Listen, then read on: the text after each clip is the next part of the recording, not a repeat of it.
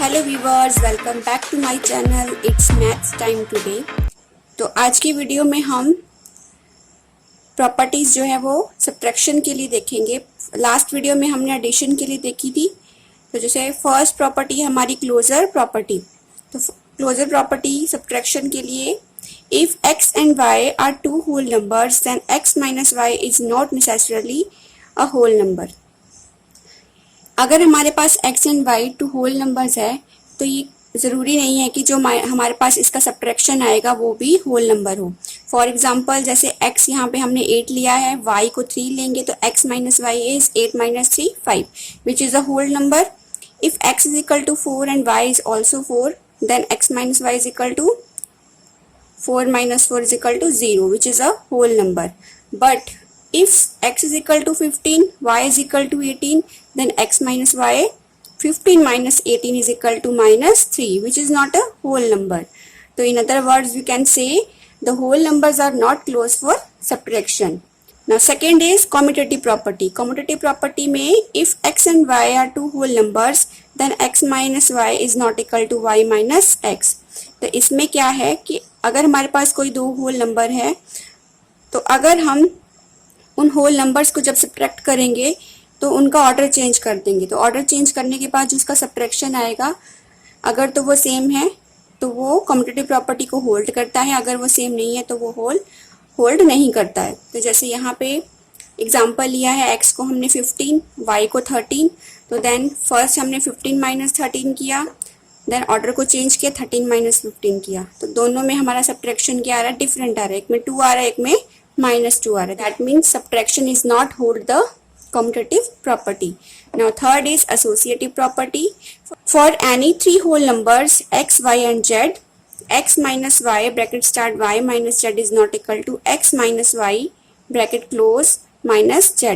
मतलब कि associate property क्या है, जब भी हम किसी थ्री होल नंबर्स को सब्ट्रैक्ट करेंगे और उनका ऑर्डर हम चेंज करेंगे, चाहे उसको किसी भी ऑर्डर में हम सब्ट्रैक्ट करें। जैसे हमने एडिशन में किया था कि किसी भी ऑर्डर में हम उनको ऐड करें, उनका सम क्या आ रहा था, सेम आ रहा था। बट इसमें क्या है, हम किसी भी ऑर्डर में अगर इसको सब्ट्रैक्ट करते हैं तो इनका ऑर्डर सेम नहीं आता।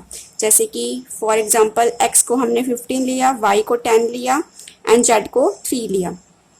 तो फर्स्ट हम क्या करेंगे, x minus bracket start y minus z का करके देखेंगे।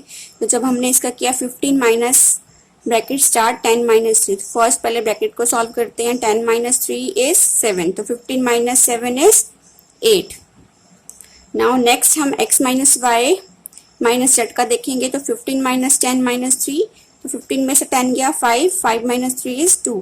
तो दोनों कंडीशन में हमारे पास क्या आया है, जो सब्ट्रैक्शन आया है वो क्या आया, डिफरेंट आया। दैट मीन्स तो x minus y minus z is not equal to x minus y minus z. So subtraction of whole number does not exist. Associativity. Next is existence of identity में for any whole number x minus 0 is equal to x, but 0 minus x is not equal to x. That is minus x, which is not equal to x. Thus, for subtraction, no identity number exists. तो यहाँ पे note करने वाली बात क्या है हमारे पास, when 0 is subtracted from itself, अगर 0 को हम 0 में से सब्ट्रैक्ट करेंगे तो 0 आता है। तो that means 0 is it's on identity for subtraction.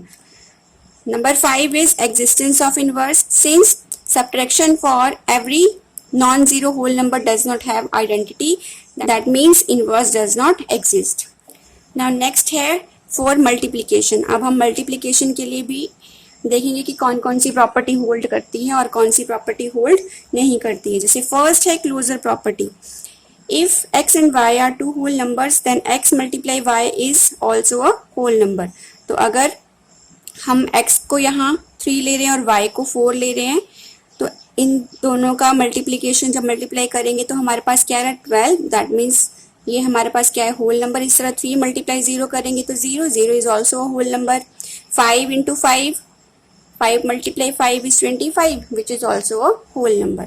Now second is commutative property. If x and y are two whole numbers, then x into y is equal to y into x.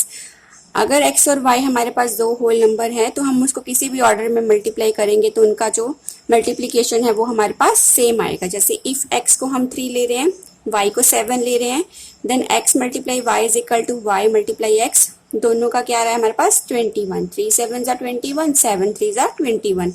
इसी तरह x को अगर 8 लें और y को 12 लें तो चाहे हम 8 इंटू 12 करें चाहे 12 इंटू 8 करें, हमारे पास इसका मल्टीप्लिकेशन क्या आ रहा है 96, which is also a whole number. और same third is associative property. For any 3 whole numbers x, y and z, कोई भी हम 3 होल नंबर्स लेंगे और किसी भी ऑर्डर में उसको मल्टीप्लाई करेंगे तो उसका जो मल्टीप्लिकेशन है वो क्या होना चाहिए, सेम होना चाहिए। अगर तो वो सेम होता है तो प्रॉपर्टी को होल्ड करता है, अदरवाइज नहीं करता है। चलो तो इसका एग्जांपल देखते हैं, जैसे x is equal to 3, y is 4 and z 3। तो फर्स्ट हमने x multiply bracket start y multiply z का देखेंगे। तो इसमें क्या आ रहा है 3 मल्टीप्लाई 4 इंटू 10, 10 4 जा 40, 3 मल्टीप्लाई 40 इज 120। और अगर इसका ऑर्डर चेंज करेंगे 3 मल्टीप्लाई 40 दैट इज 120, तो अगर इसका ऑर्डर चेंज करेंगे 3 मल्टीप्लाई 4 मल्टीप्लाई 10 तो 12 मल्टीप्लाई 10 इज 120। तो दोनों में हमारे पास जो है मल्टीप्लिकेशन सेम आई है, दैट मीन्स ये एसोसिएटिव प्रॉपर्टी को होल्ड करता है। Fourth is distributive property of multiplication over addition. तो जो डिस्ट्रीब्यूटिव प्रॉपर्टी है हमारी मल्टीप्लिकेशन की वो ओवर एडिशन और सब्ट्रैक्शन के लिए यूज होती है। तो फर्स्ट हमारे पास ओवर एडिशन में क्या है, जब भी हम किसी 3 होल नंबर्स को लेते हैं और उसको मल्टीप्लिकेशन करते हैं तो x को मल्टीप्लाई करेंगे, जैसे x multiply y plus z is equal to x multiply y plus x multiply Z.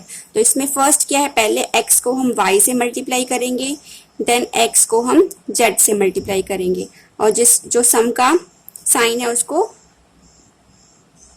बीच में रखेंगे, जैसे कि यहाँ पे रखेंगे इसको, जैसे x को पहले हम y से मल्टीप्लाई कर रहे हैं, उसके बाद एडिशन का साइन है तो एडिशन का साइन लगाएंगे, देन x को हम मल्टीप्लाई करेंगे z से।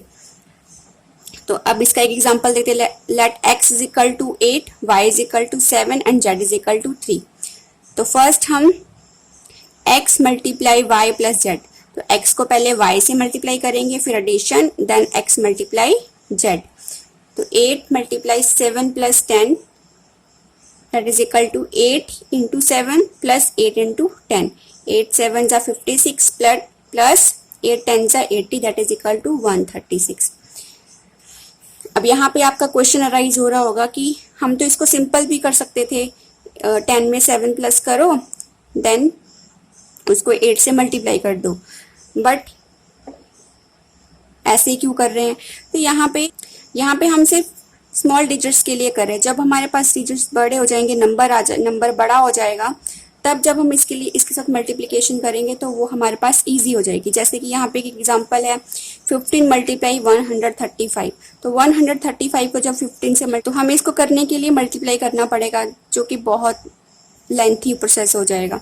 तो हम सिंपल क्या करेंगे, हम 135 को एक्सपेंडेड फॉर्म में लिखेंगे, जैसे 100 प्लस 35, तो 100 प्लस 35 इज 135। तो 15 को पहले हम 100 से मल्टीप्लाई करेंगे, उसके बाद 35 से मल्टीप्लाई करेंगे। तो 15 मल्टीप्लाई 100 इज 1500 और 15 मल्टीप्लाई 35 इज 525। तो दोनों का सम हमारे पास करके आ रहा है 2025। तो ये जो प्रॉपर्टी है ये इसलिए यूज की जाती है ताकि जो हमारे पास बिगर नंबर है उनको बिगर नंबर की मल्टीप्लिकेशन है उनको हम इजीली सॉल्व कर पाए, इसीलिए हम इसका यूज करते हैं। इसी तरह इसका सब्ट्रैक्शन के लिए भी है, for any 3 whole numbers x, y and z, x multiply y minus z is equal to, इसमें भी सेम x को पहले y से मल्टीप्लाई करेंगे, फिर सब्ट्रैक्शन का साइन डालेंगे, फिर x को z से मल्टीप्लाई करेंगे। फॉर एग्जाम्पल 27 मल्टीप्लाई 98, तो यहाँ हम 98 को देखेंगे कि 98 कैसे आता है, 100 माइनस 2 इज 98, 27 मल्टीप्लाई 100 माइनस 2, 27 को पहले 100 से करेंगे, फिर 27 को 2 से करेंगे, तो 2700 minus 52 minus 54 that is equal to 2646। जैसे एक एग्जांपल हम और ले सकते हैं, जैसे 342 मल्टीप्लाई 197। तो अब हम 197 को देखेंगे कैसे सॉल्व कर सकते हैं। तो 197 को हम किस तरह लिख सकते हैं, 200 माइनस 3, तो 342 मल्टीप्लाई 200 माइनस 342 मल्टीप्लाई 3। तो 342 को जब हम मल्टीप्लाई करेंगे तो 2 2 ज़ा 4, 4 2 ज़ा 8, 3 2 ज़ा 6 और 2 0 एज इट इज़, माइनस अब इसको मल्टीप्लाई करेंगे 3 2 ज़ा 6, 4 3 ज़ा 12, 1 कैरी 3 3 ज़ा 9 प्लस 1 10। तो अब इसको सब्ट्रैक्ट करेंगे, सब्ट्रैक्ट करने पे ये हमारे पास आ रहा है 4 7 3 7 6। ये हमारे पास इसका आंसर है। बिगर नंबर की मल्टीप्लिकेशन को इजीली सॉल्व करने के लिए हम डिस्ट्रीब्यूटिव प्रॉपर्टी का यूज करते हैं। Next is existence of identity for any whole number x multiply 1 is x and 1 multiply x is also x। That means हम चाहे इसको x को 1 से मल्टीप्लाई करें चाहे 1 को x से मल्टीप्लाई करें, दोनों में हमारे पास क्या आ रहा है, x ही आ रहा है।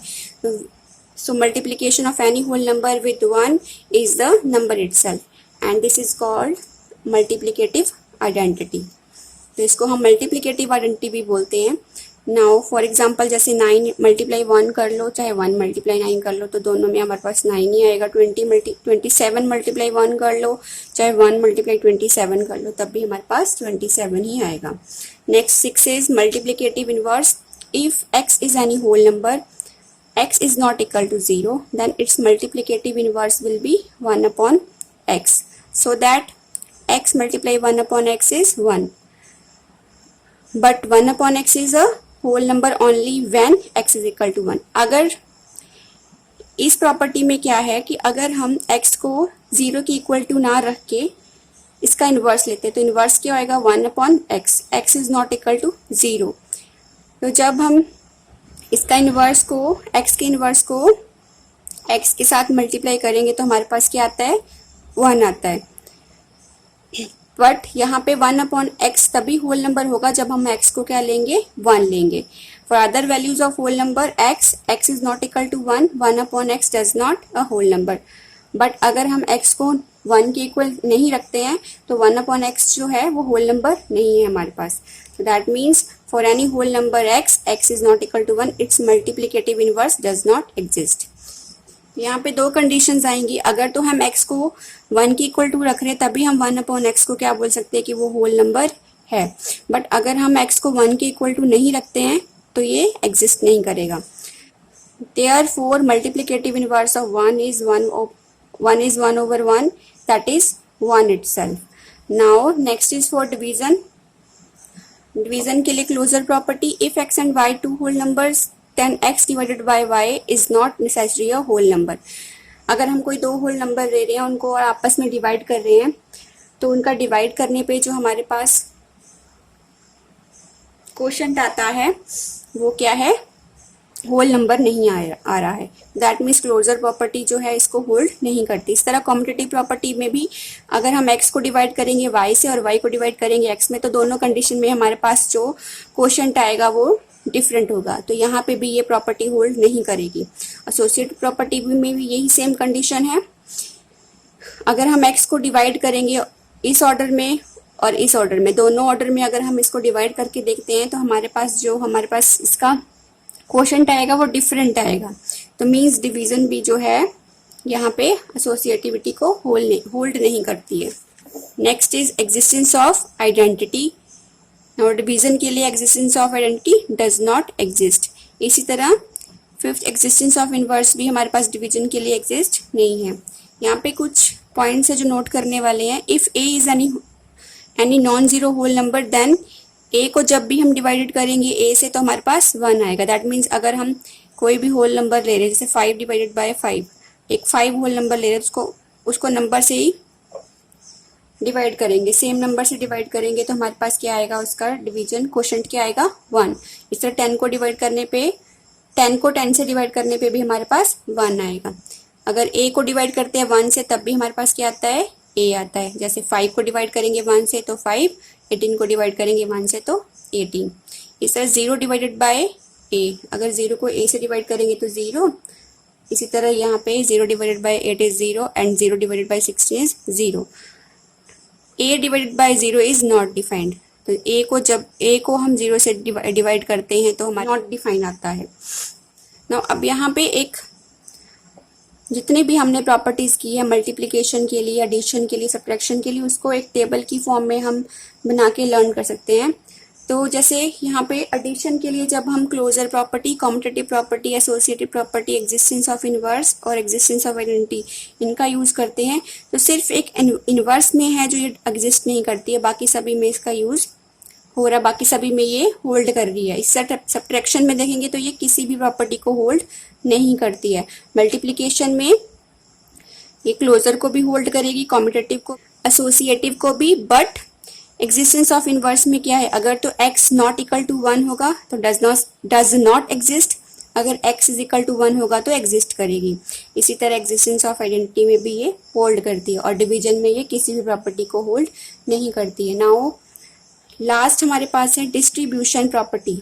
Distribution property is most important because इसका यूज जो है हमारे पास वो ज़्यादा होगा, क्वेश्चन भी इसके ज़्यादा होंगे। तो डिस्ट्रीब्यूटिव प्रॉपर्टी जो है मल्टीप्लिकेशन की वो यूज होगी ओवर एडिशन एंड सब्ट्रैक्शन। सिर्फ डिस्ट्रीब्यूशन प्रॉपर्टी जो है वो एडिशन और सब्ट्रैक्शन पे ही यूज होगी। ये वाली चीज़ यहाँ पे नोट करने वाली है। सो आई होप आपको ये इंट्रोडक्शन पार्ट समझ में आया होगा। अगर इंट्रोडक्शन पार्ट आपको समझ में आया तो प्लीज़ मेरे चैनल को ज़्यादा सब्सक्राइब करें, लाइक करें और शेयर करें। Thank you, thanks for watching.